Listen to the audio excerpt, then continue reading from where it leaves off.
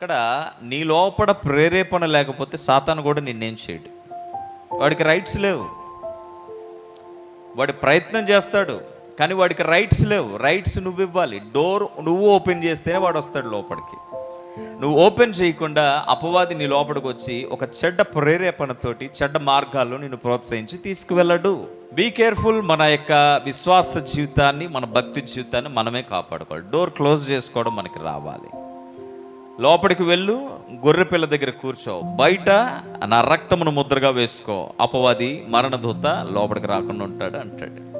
ఎంత క్లియర్గా ఉంది. నువ్వు ఎక్కడ ఉండాలి? నీ సహవాసం గొర్రెపిల్లతో ఉండాలి.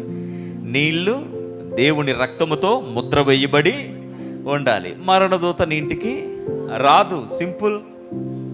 ఒకవేళ మాట మీరి నువ్వు బయటకు వస్తే అన్యుడు మరణించినట్టే, అనగా దేవుని యొక్క భయం లేనివాడు మరణించినట్లే నువ్వు మరణిస్తావు.